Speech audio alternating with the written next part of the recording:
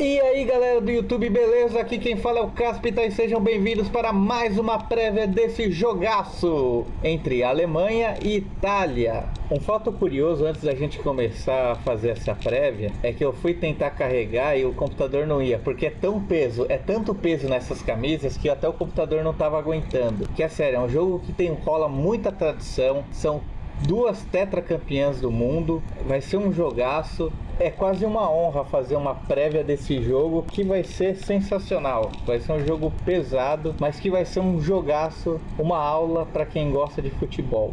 Antes de começar a fazer a prévia desse jogo, é bom falar um pouco sobre o contexto das duas seleções. É até engraçado porque envolve algum tabu gigantesco. A Alemanha, de maneira geral, costuma se dar muito mal contra a Itália. Vamos retomar um pouco os últimos confrontos. No caso, os últimos confrontos relevantes, amistoso nem conta. Em 2006, na Copa da Alemanha, num jogo de semifinal, já na prorrogação, que estava 0-0, a Itália fez 2-0, gols do Grosso, Fábio Grosso, e do Alessandro Del Piero. E na última Eurocopa, a gente teve a vitória da Itália na semifinal, com 2-0, dois gols do Balotelli que não foi convocado para essa Eurocopa, além da final da Copa de 82. Ou seja, a Alemanha tem um longo histórico de freguesia em jogos de verdade, não contando amistoso, para a seleção italiana. Dado essas curiosidades e antes de começar a fazer a prévia das duas seleções, peço para que todos se inscrevam no canal, curtam o vídeo, compartilhem em suas redes sociais, divulguem essas prévias para todo mundo. Lembrando que depois da Eurocopa farei análises táticas de clubes europeus e trarei alguns recursos diferentes para o canal. Então aguardem novidades que o trabalho aqui vai ficar muito mais legal ainda. Eu vou então começar com a seleção da Alemanha que eu ainda não analisei nesse canal. A seleção alemã costuma jogar num 4-2-3-1 com Neuer no gol, Boateng e Ramos na zaga, Kimmich tenha jogado como lateral direito, atuando um pouco mais preso. Jonas Hector, para mim, o melhor lateral esquerdo dessa competição, como lateral esquerdo, obviamente. Entretanto, há uma possibilidade do Jonas Hector dar a vaga para o Havertz, zagueiro de origem, mas que atua como lateral esquerdo. Foi assim que, inclusive, jogou na Copa do Mundo, porque o Jonas Hector tem a possibilidade de não jogar esse jogo. A mais provável que ele jogue, mas existe a possibilidade ainda do Havertz acabar entrando. E caso o Havertz entre no jogo, jogador do Schalke 04, é zagueiro de origem, embora possa atuar pelo lado esquerdo, o Kimmich terá um pouco mais de liberdade para poder atuar no campo de ataque, como o Havertz. Para falar do meio de campo da seleção da Alemanha, é bom a gente lembrar a questão do 7-1, ou seja, é um meio de campo que todo mundo joga. O Khedira pode ser o primeiro volante, tese, o volante mais de marcação. Entretanto, vou ter que explicar algumas coisas que aconteceu, especialmente depois que ele se transferiu para a Juventus de Turim. Bom, primeiramente eu circulei o Toni Kroos, porque é nele que roda a maior parte do jogo da Alemanha. Apesar dele muitas vezes não atuar próximo do gol, é ele quem dita o ritmo do jogo, é ele quem traz a bola da defesa para o meio de campo e fomenta o ataque. Embora os zagueiros da Alemanha saibam jogar com a bola, na verdade é difícil falar alguém que não saiba jogar com a bola nessa equipe da Alemanha. O Neuer joga bem com os pés, o Hummels é um baita zagueiro na questão de enfiar lançamento, Boateng é um zagueiro que também sabe tocar. Talvez o ponto mais fraco seja o Kimmich. O jogo começa sempre com o Toni Kroos. Embora o Khedira muitas vezes faça essa função de marcação maior, é o Kroos que atua mais recuado nesse meio de campo e é ele que distribui o jogo. O Khedira nessa seleção da Alemanha, ele tem, apesar de ter funções defensivas, ele muitas vezes é o cara que surge como elemento surpresa. Para quem acompanha o futebol da Juventus de Turim, ele tem exercido essa função de aparecer como um elemento surpresa. Agora que eu percebi que eu tinha colocado o Khedira do lado esquerdo e na verdade ele costuma atuar mais pelo lado direito. O Kroos costuma atuar mais pela faixa esquerda do meio de campo. Mas enfim, o Khedira vai fazer essa função do que a gente chama de box to box, ou seja, aquele jogador de meio de campo que chega mais para a área adversária. Apesar dele ter funções defensivas, repito, é um melhor marcador do que o Kroos, inclusive, porque a origem do Khedira é como primeiro volante. Ele tem atuado não somente na seleção da Alemanha, mas também na Juventus de Turim, como esse jogador que vai e chega até a área adversária. Ou seja, é um jogador muito importante, especialmente na questão do chamado elemento surpresa. Na frente, os três meias, Ozil, Draxler e Miller pelo lado direito, Ozil pelo centro e Draxler pelo lado esquerdo, mas não se atenham a somente essa posição. É um meio de campo que roda muito o posicionamento deles no meio de campo. Entretanto, eles têm algumas funções. Thomas Müller, de maneira geral, não tem feito uma boa Eurocopa, ainda não marcou gols nesse campeonato, ou seja, é um jogador que está um pouco pilhado nessa questão de precisar definir os jogos. A seleção alemã, de maneira geral, está abaixo daquilo que ela apresentou na Copa do Mundo. Ainda que na Copa do Mundo ela tenha apresentado alguns momentos de irregularidade, em especial contra a Argélia e Gana, na final contra a Argentina eu nem considero tanto porque a final, psicologicamente é um jogo muito pesado, mas de maneira geral essa seleção da Alemanha, ela ganha de maneira segura, mas que poderia exercer um futebol mais convincente nos resultados, em especial nos placares. Salvo o jogo contra a Eslováquia, uma vitória de 3-0, os placares não têm sido dilatados como, por exemplo, se esperava que ela o fizesse. Entretanto, quem tem feito uma bela Eurocopa é Julian Draxler, jogador revelado pelo Schalke 04, que transferiu na temporada passada para o Wolfsburg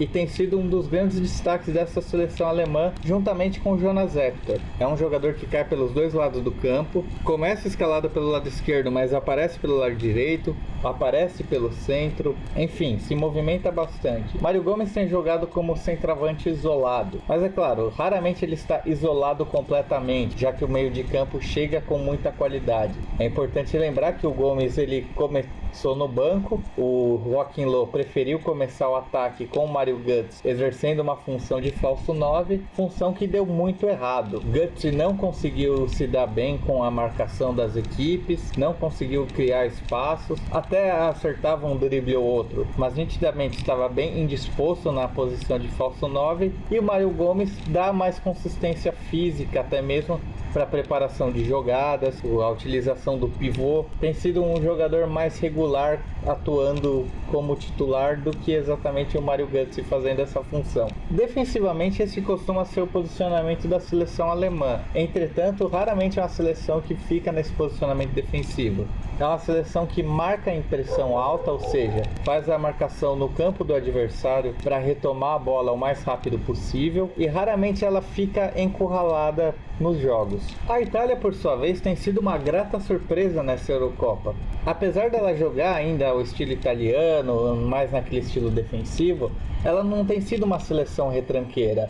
É uma seleção que tem saído para o jogo, que provavelmente sentirá bastante a saída de Antonio Conte, que assumirá o Chelsea. Gianpaolo Ventura, técnico que era do Torino, costuma jogar o time num 3-5-2 também, entretanto costuma ter uma postura mais defensiva. Então a seleção italiana é capaz de retomar um pouco a postura mais defensiva, mais cautelosa depois da Eurocopa. Entretanto, Antonio Conte, apesar de botar um time que tem muita obrigação de marcação, até mesmo porque não tem tanta qualidade individual assim, o coletivo se sobrepõe e é um time muito bem organizado e que dentro do coletivo acaba fazendo com que façam até um bom jogo de futebol. É uma equipe psicologicamente muito forte, assim como é da seleção alemã, mas, por exemplo, nesse torneio enfrentou a Bélgica, que era considerada a favorita, e bateu a Espanha, que também era considerada a favorita, e jogando melhor, criando oportunidades melhores do que as duas seleções que eram favoritas. Se a Itália derrotar a Alemanha, vai ser uma zebra?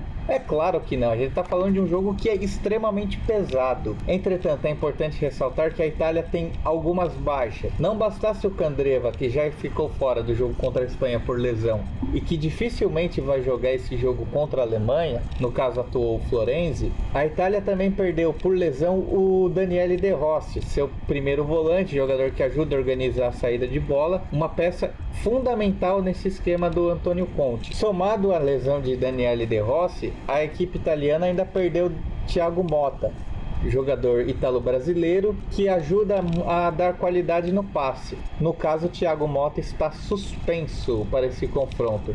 Detalhe, é um jogador que sempre veio do banco e tomava cartão. Entretanto, é importante lembrar que muitas vezes nas dificuldades que a seleção italiana costuma se sobressair. A prévia da escalação da Buffon no gol, a linha de três zagueiros, o trio BBC da Itália, com Barzagli, Bonucci e Chiellini. Sturaro, jogador da Juventus, deverá fazer a função do Daniele De Rossi.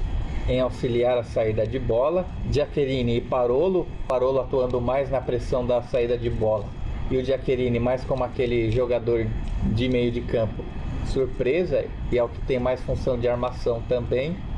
Florenzi pelo lado direito, raramente o Candreva vai poder jogar esse jogo, e a prévia dava Detilho pelo lado esquerdo. Entretanto, o técnico Antônio Conte pode trocar por última hora pelo Darmian. Isso acontece de vez em quando. Entretanto, a prévia é o Detilho e é o jogador que vai atuar pelo lado esquerdo, entretanto ponderando um pouco mais porque para cuidar um pouco da função defensiva. O Florenzi, no caso, vai ter mais a função de ataque mesmo. E na frente a gente tem o Éder, o atacante que vai ser mais de movimentação, e o Graziano Pelé. Eu não estou fazendo aquele monte de setas como eu costumo fazer, lembrando que essa seleção italiana pode mudar desse 3-5-2, uma postura defensiva, para esse 5-3-2. Eu não estou fazendo análise mais profunda porque eu já analisei a seleção italiana uma vez separadamente, inclusive eu vou deixar o link aqui na descrição, e a prévia que eu fiz para o jogo contra a Espanha, com o link que eu também vou deixar aqui na descrição para que vocês possam assistir o vídeo também, como funciona a seleção italiana. Ou seja, você tem duas opções, e se você for assistir o jogo da semifinal quando eu fizer, você também vai ter essa opção para analisar a seleção italiana, caso ela passe para a semifinal. Bom, as duas seleções foram colocadas novamente em campo e vamos analisar o que a gente pode esperar desse jogo e os confrontos que deverão acontecer dentro da partida. O primeiro confronto que eu destaco é o confronto do meio-campo técnico, que é o da seleção da Alemanha, contra o meio-campo trabalhador, que é o meio-campo da seleção italiana. Parolo, Giaccherini e Sturaro são muito inferiores tecnicamente se a gente comparar com Kroos, com Khedira ou com Ozil. Entretanto, é um meio-campo que trabalha muito, que corre muito.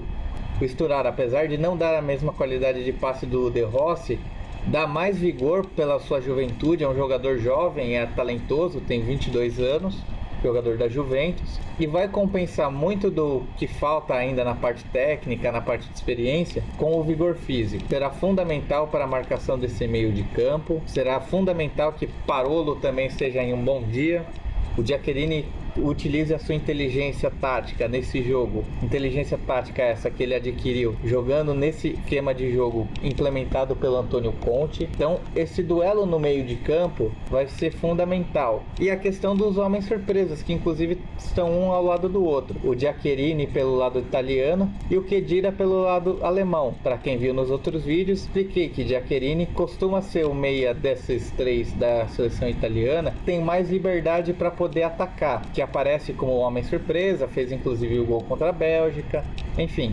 coisas que eu já expliquei nos outros vídeos. Se você não viu, novamente, link na descrição para você assistir as duas prévias que eu fiz envolvendo a seleção italiana.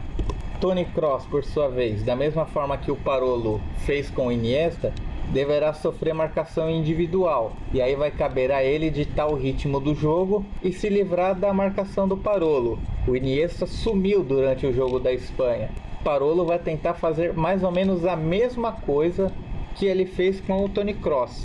O lado direito da seleção italiana é onde a seleção italiana costuma armar melhor seus ataques, com o Florenzi, em especial é com o Candreva, mas como o Candreva não deve atuar, e é o lado onde está Barzagli, o zagueiro mais experiente, ou seja, aquele que tem menos velocidade, e é onde a seleção da Alemanha tem encontrado suas melhores chances, em especial por causa do Draxler e porque o Jonas Hector, apesar de ser um lateral esquerdo que sabe marcar, é o lateral da Alemanha que tem mais liberdade para o ataque. Entretanto, é por causa desses avanços do Hector e também porque quem acompanha a marcação por esse lado é o Toni Kroos, que não tem tanto vigor físico como o Khedira, que surgem as melhores oportunidades para aquele que está jogando contra a Alemanha pelo lado esquerdo. Portanto, é importante lembrar, a seleção da Alemanha ainda não sofreu gols nessa Eurocopa, e a seleção italiana, o único gol que sofreu foi contra a Irlanda, no gol do Brady. Entretanto, eu vou redestacar Thomas Müller, o jogador que começa atuando pelo lado direito.